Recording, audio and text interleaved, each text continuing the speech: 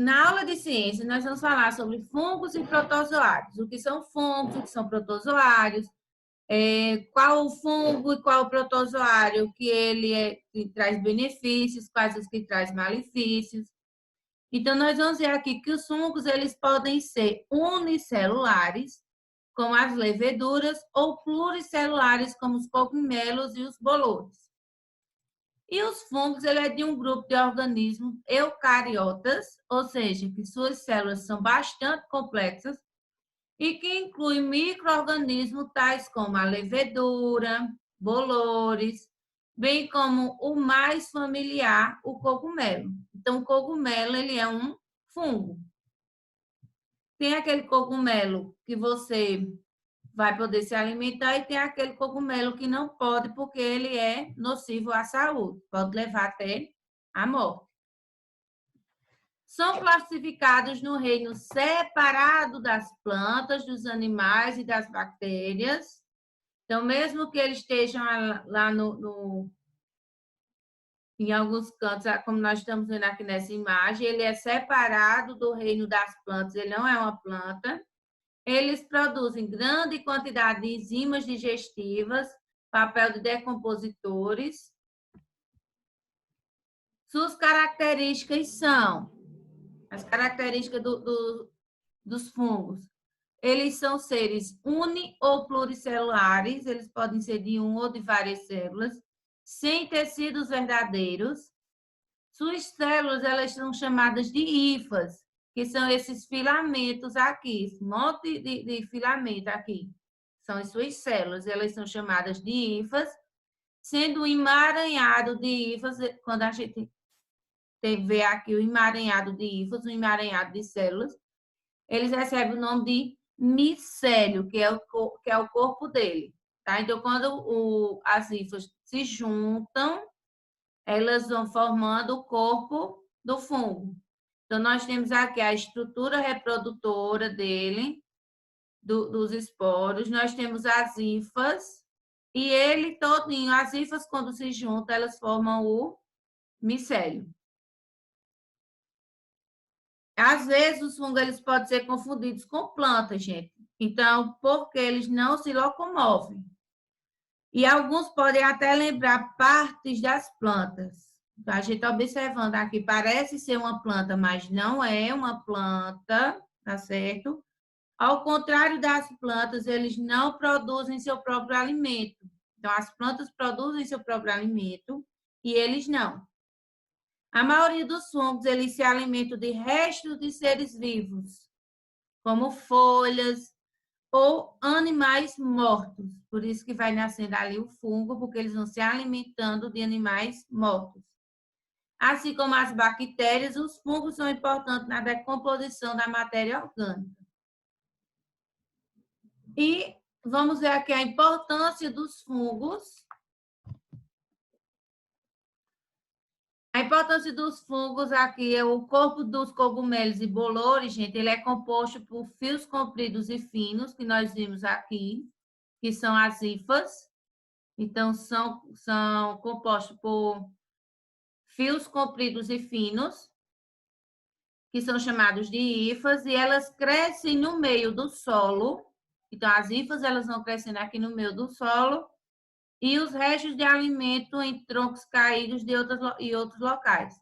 Eles sempre podem ver que eu tenho um pedaço de tronco, um pedaço de pau, eles vão nascendo ali, porque é o resto do tronco, o resto do tronco caído, então eles vão se alimentando ali, eles vão crescendo naqueles pedaços ali de tronco, às vezes até com um canto assim que já está ficando mofado.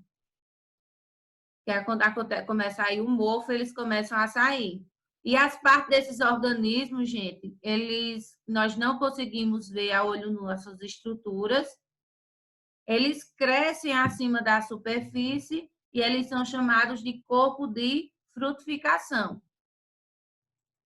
Então, a importância dos fungos para o ser humano é que eles podem ter aí, tem a sua importância aí na fabricação de queijo, na produção de antibióticos, vitaminas, hormônios.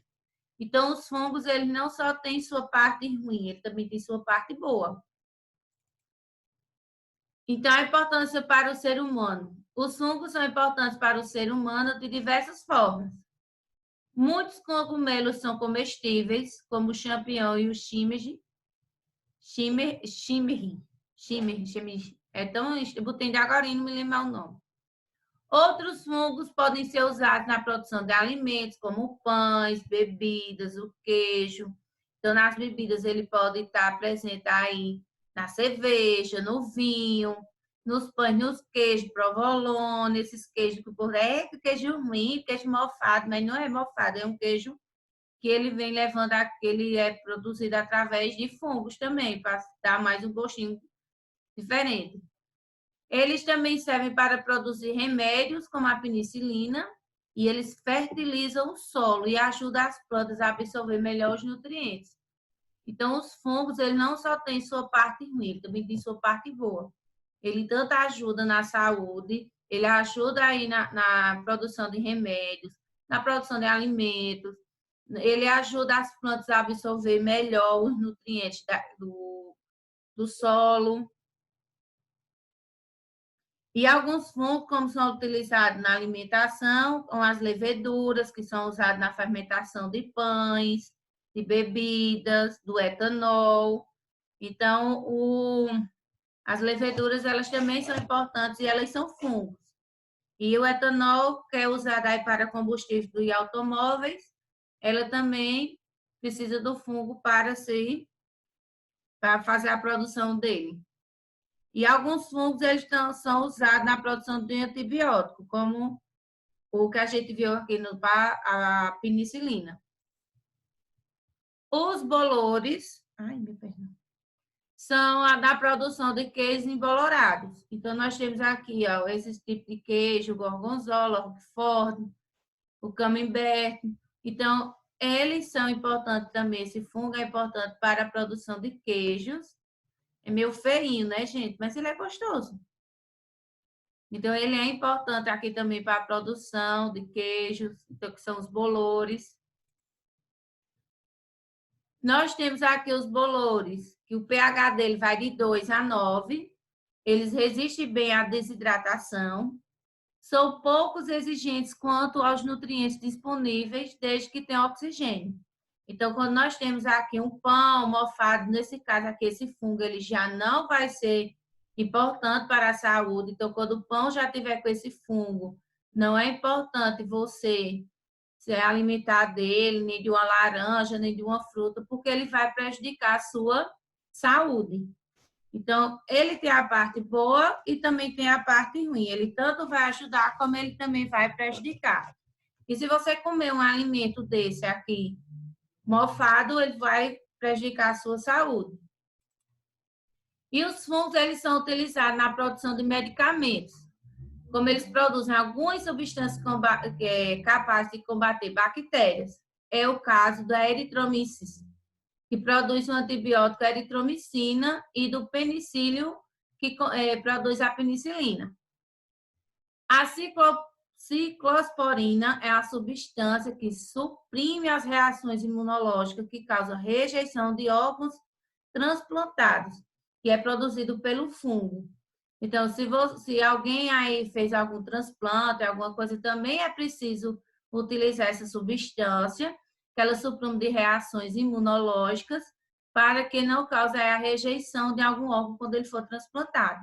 Então, o fungo também ele é muito importante na produção de medicamentos, principalmente nesse caso, para não ser rejeitado o órgão transplantado. E como nós já falamos aqui um pouquinho dos fungos, agora nós vamos falar dos protozoários. Que eles também são seres vivos unicelulares, diferente assim dos fungos, que eles podem ser unicelulares e pluricelulares, eles só são unicelulares. São eucariontes, ou seja, o seu núcleo, suas células, o seu núcleo ele é bastante complexo. Suas células são bastante complexas. São desprovidos de clorofila. Eles podem viver como parasitas ou ter vida livre, diferente do fungo, que o fungo ele fica ali se alimentando de substâncias mortas ali, como nós vimos do tronco da árvore. eles podem causar muitas doenças nos seres humanos. Mas a gente também vai ver a parte boa, vamos dizer assim, boa, que os protozoários podem estar contribuindo aí para o ser humano. Eles são micro-organismos unicelulares, como nós já falamos aqui. A maioria dos protozoários, eles não produzem seu próprio alimento. Os fungos, eles não produzem de jeito maneira. Já alguns protozoários é que não produzem. Eles se alimentam de seres vivos e restos deles. Então, os protozoários, eles, quando alguns deles vão morrendo, eles também podem estar se alimentando deles. Eles têm diferentes estruturas de locomoção, como os cílios, flagelos e projeções de corpos. Eles podem ter vida livre e habitar o mar, a água, no caso é a água doce, o solo úmido, e eles vivem dentro de outros seres vivos. Então, diferente do fungo, que ele vai aí se reproduzir não em seres vivos, ele pode estar se reproduzindo aí se criando aí em seres já que mortos, mas os protozoários, eles têm a vida em outros seres vivos. Então, nós mesmos somos portadores de alguns protozoários. Nosso organismo, ele tem alguns protozoários aí, dentro do intestino, de cupins e bois, há protozoários que ajudam na digestão de certos tipos de alimentos. Quanto ao corpo, quanto ao tipo de protozoários, nós temos os protozoários flagelados, que apresentam um ou mais flagelos. Aqui nós temos um mais espesso e o outro mais fino, flagelo. São longos. Filamentos que utilizam para locomoção, o tripanossomo, a giardia. Nós temos os ciliados. É para onde, meu amor? Volta. Apresentam pequenos filamentos no corpo, ou seja, esses bem pequenininhos aqui são os filamentos chamados de cílios, mas não são os nossos cílios, tá, gente? São os cílios que aparecem no protozoário, com os quais eles vão se locomovendo aí para capturar o alimento. Nós temos aqui na figura do número da letra C, nós temos os rizópodes, que se locomovem e obtêm alimento através de prolongamentos do citoplasma, chamados de pseudópodes, falsos pés. Então, por exemplo, na ameba. Então, quem tem ameba tem esse tipo aqui de protozoário. É esse tipo de protozoário aqui para quem tem ameba. E da letra D, nós temos os esporozoários, que são parasitas que não se locomovem. No caso, o plasmódio. Então, nós temos tipos de protozoários. Nós temos esses 4 tipos aqui que eu trouxe para vocês: os flagelos, os ciliados, os rizópodes e os porozoários. Apesar de possuir um tamanho microscópico, ou seja, só é visto através de um microscópio, hoje se sabe que os protozoários eles contribuem substancialmente com o metabolismo de ambientes aquáticos e terrestres, servindo de ligação entre diferentes níveis tróficos. E eles têm a reação benéfica e a maléfica. Então, eles alimentam principalmente bactérias e fungos, ajudando o controle da quantidade desses organismos no ambiente e liberando nutrientes para ele. Então, assim como os seres vivos têm um papel importante na natureza, ao consumir organismos decompositores e servir de alimento para muitos animais. Então, os protozoários, eles também servem para a alimentação de alguns animais, de muitos animais aí. E em estações de tratamento de água, alguns tipos de protozoários eles são utilizados no processo de tratamento para retirar bactérias e partículas sólidas da água. Então, existe o protozoário que vai ser ruim, aí que vai estar presente na água, mas também vai ter o que é benéfico, que ele vai estar aí para estar fazendo o tratamento da água, tirando as bactérias e as partículas sólidas que existem nela. Mas também existe aquele que pode causar doenças em plantas e animais. Por exemplo, no ser humano, um protozoário transmitido por mosquitos, ele pode causar malária. A água e os alimentos contaminados podem transmitir amebíase. Então, existe aquele protozoário que ele vai servir para a saúde e aquele que não vai servir. Então, tem também aí o pós e o contra. Mesmo jeito do fungo, tem algumas bactérias que nós estudamos também, de alguns vírus, todos eles têm o pós e tem o contra. Tem um que vai servir para o bem e outro vai servir para o mal. Os protozoários na biotecnologia. Então, na biotecnologia, a definição ampla da biotecnologia é o uso de organismos vivos ou parte deles. Belinha, amor!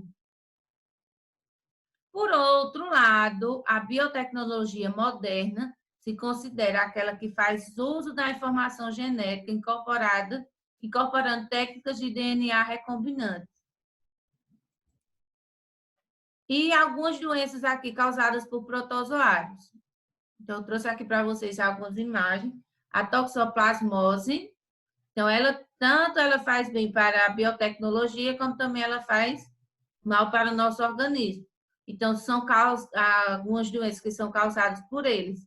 Então, a toxoplasmose, que é uma doença infecciosa causada pelo protozoário Toxoplasma, ele possui como hospedeiro definitivo em gatos e intermediário nos humanos.